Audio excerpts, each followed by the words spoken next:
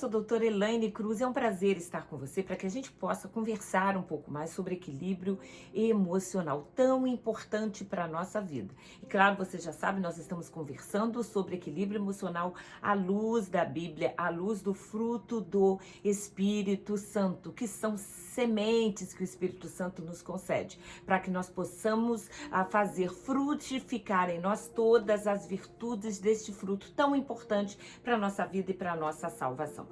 Este é o livro Equilíbrio Emocional, Personalidade Transformada pelo Espírito Santo, no qual nós nos baseamos e que nós estamos lendo, é da nossa autoria, claro, e nós vamos conversando aqui, lendo algumas páginas deste livro que eu tenho certeza tem abençoado a sua vida. Hoje eu quero conversar sobre melancolia. Melancolia.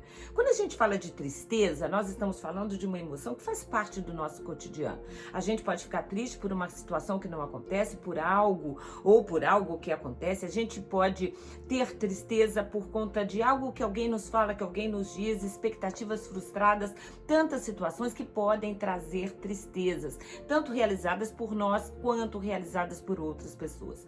A melancolia, ela vai além da tristeza. A melancolia é aquela tristeza que não tem fim. É aquela tristeza que vai gerando uma raiz, que vai criando uma raiz e que vai literalmente complicando e congestionando o nosso dia a dia. Eu digo aqui na página 97.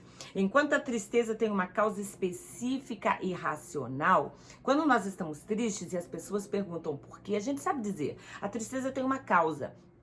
A tristeza tem uma razão, algo que a gente consiga explicar. Isso aconteceu, eu perdi o emprego, eu estou doente, pode até mesmo ter acontecido coisas mais difíceis, como perder um filho, um sonho que é partido, uma empresa que vai à falência. E aí nós ficamos tristes porque nós ouvimos alguma coisa, porque alguém falou alguma coisa. A tristeza tem uma causa, a tristeza tem uma razão e é racional.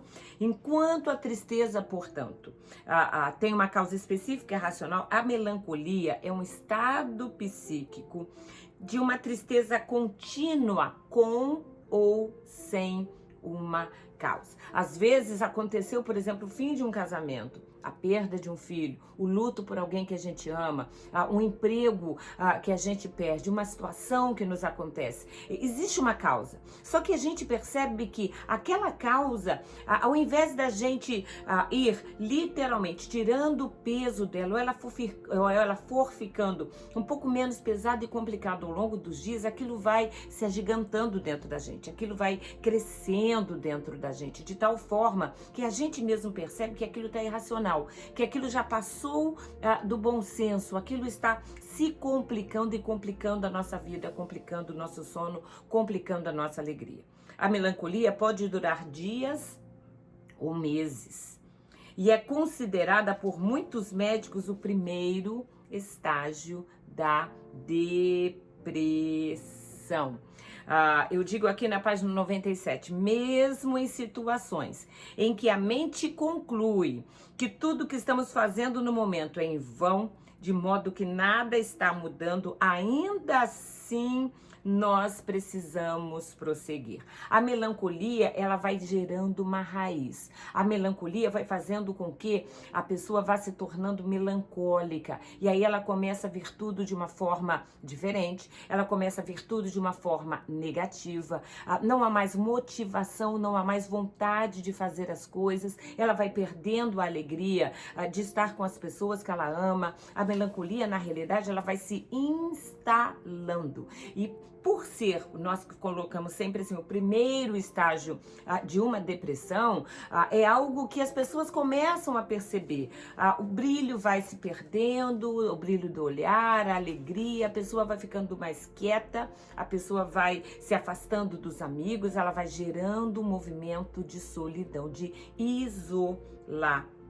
Pessoas com sintomas de melancolia falam de si próprias como inúteis, incapazes de amar, incapazes de fazer algo bom para si mesmas ou para os outros, e se definem como irritantes, hábitos chatos. É aquela pessoa que ela tá tão mal, ela tá tão triste, ela tá num estado de tristeza tão contínuo, tão profundo, que ela não sai porque ela acha que não vai ser uma boa companhia. O marido chama para jantar e ela diz, não, eu não tô bem. Os filhos chamam para que a mãe sente à mesa com eles ou para que o pai esteja junto, eles dizem, não, hoje eu não sou uma boa companhia. Eu não estou numa fase legal. Só que essa fase não vai embora. Só que essa fase não passa. Só que essa fase vai se perpetuando. Quando estamos chateados, irritados ou frustrados, nós reclamamos.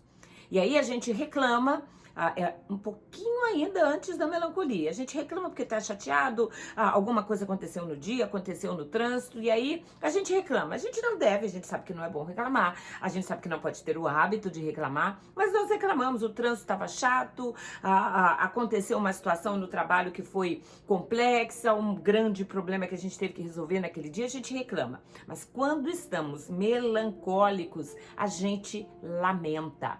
E o lamento aqui é diferente da reclamação. Enquanto a reclamação ela é lúcida, você diz o que aconteceu e por conta daquilo você ficou chateado ou ficou irritado ou se irou, mas já passou. A melancolia não, a melancolia ela traz um movimento de lamento, ó vida, por que eu existo, por que isso acontece? E aí é sempre os porquês que são elencados, não há resposta para eles e na verdade a pessoa não está no movimento para resolver, ela só quer se lamentar. E é muito triste quando a melancolia entra na alma. Nós temos na Bíblia o exemplo de Ana. Ana era uma mulher casada com Eucana, que tinha uma outra esposa chamada Penina, e você conhece a história. Ana, quando eles iam a Jerusalém, iam ao templo para ofertar, a despeito do grande amor de Eucana por ela, a Bíblia diz que Penina irritava tanto Ana, magoava tanto a Ana, que ela ficava tão amargurada, e amargurada aqui no sentido de ter uma amargura mesmo, de ficar amarga, ela ficava amargurada e ela chorava, perdia a fome, não queria se alimentar, a ponto dela ir ao templo, e a Bíblia cita isso, e a amargura dela era tanto, a sua melancolia era tamanha, que ela começa a orar, a se derramar diante de Deus, mas a gente também conhece o Deus que tudo pode, Deus ouve Ana, Eli, que era o sacerdote na época, estranha a atitude de Ana, mas a gente vê Ana ali sendo literalmente tratada por Deus. Essa melancolia, essa dor enorme que vai tomando conta e que a gente precisa derramá-la aos pés de Deus. Há momentos em que nós podemos passar por situações de melancolia, situações que literalmente essa tristeza se instaura dentro da gente. Nós até podemos passar pela melancolia, mas não devemos ficar na melancolia. Não podemos permanecer. São momentos em que às vezes a gente precisa chorar, a gente precisa derramar o nosso coração diante de Deus. É muito ruim aquela pessoa que tem dificuldade de chorar. Tem gente que não chora em público, tem gente que não chora no final de um filme, tem gente que não chora nem mesmo quando louva na igreja, mas precisa aprender a chorar dentro do quarto. Precisa aprender a derramar a sua alma diante de Deus. Salmo 119, 20, 28 diz assim: a minha alma se consome de tristeza. Essa alma consumida de tristeza é melancolia. Salmo 142 diz assim: derramo diante de ti o meu lamento, a Deus apresento a minha dor. Melancolia que a gente leva diante de Deus. Olha o lamento, a gente derrama diante de Deus o nosso lamento. A gente diz a Ele por que tá difícil, por que tá complicado. A gente pergunta a Deus, mesmo sabendo que muitas coisas Ele não responde. Ele pode não responder de uma forma racional, mas Ele conforta, Ele traz alento, Ele traz consolo ao nosso coração.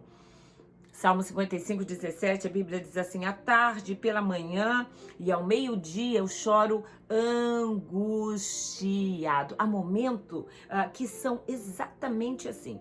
A gente tá no meio de um problema tão grande, de uma dor tão grande, de uma aflição tão grande, que a gente à tarde, de manhã, ao meio-dia, e aqui estão falando daqueles horários onde o povo de Israel já costumava levar e entrar diante de Deus, a gente chora angustiado, a gente derrama o nosso coração diante de Deus. Chorar faz bem, chorar é importante.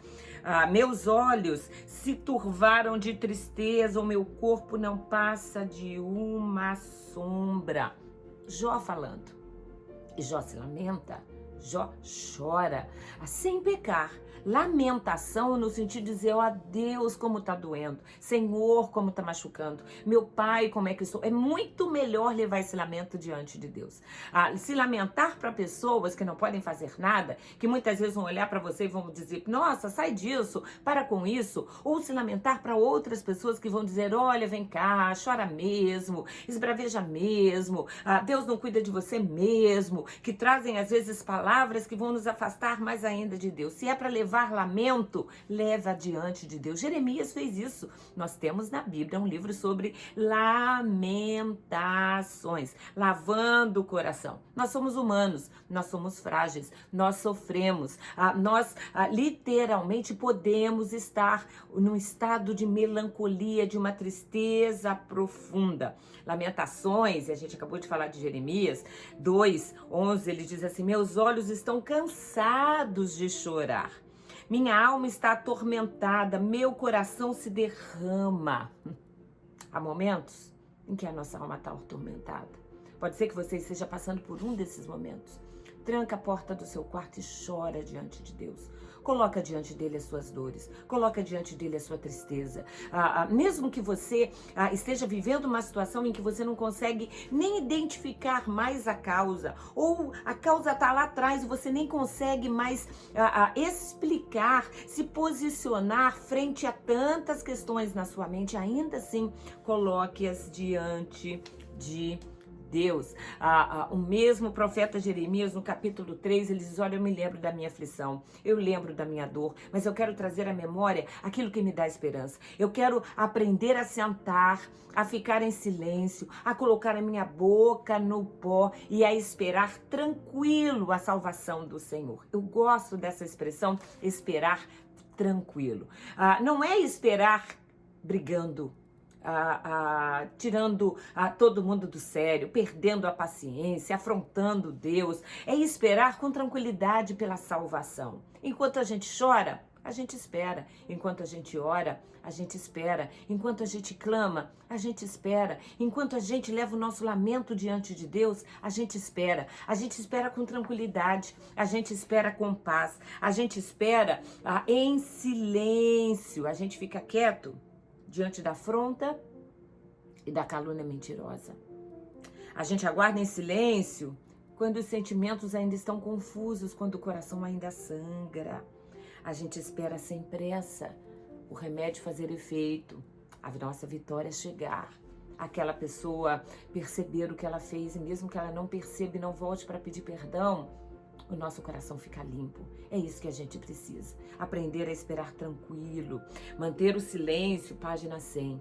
Manter o silêncio em situações críticas é uma virtude a ser procurada com afinco. Quanto mais doer leva diante de Deus e se cala. Muitas vezes diante da dor, diante de um problema, diante de uma calúnia, diante de uma aflição, diante de algo que nos acontece, a gente fala e no que a gente fala a gente peca, e no que a gente fala a gente agride, e no que a gente fala a gente diz coisas que depois a gente se arrepende, aí é melhor a gente aprender a se calar. Essa é uma virtude que a gente precisa aprender, esperar tranquilo e em silêncio pela salvação de Deus. Deus é aquele que mesmo no meio da sua melancolia pode trazer alegria. Deus é aquele que transforma o nosso lamento em baile. Deus é aquele que conhece a nossa humanidade e que tem prazer em nos tratar. Portanto, eu digo aqui na página 101, avalie-se, modifique-se, não arrume para você problemas e nem culpas que você não tem. Perceba cada situação da sua vida, cada episódio, cada sofrimento, cada calúnia, cada afronta, cada aflição, como mais um momento em que você pode crescer, em que você pode amadurecer em Deus. Há momentos, eu digo aqui, em que as ondas encobrem o nosso olhar, em que as nuvens ficam pesadas e não vemos o sol da justiça e a gente não consegue ficar de pé, a gente só consegue ficar de joelhos. Mesmo que você não veja o sol da justiça brilhando na sua vida, ele continua brilhando. As nuvens, as nossas aflições, os nossos problemas podem estar trazendo nuvens, um dia nublado sobre este sol, mas o sol continua brilhando, a justiça de Deus vai ser feita na sua vida. Decida voltar a ser alegre.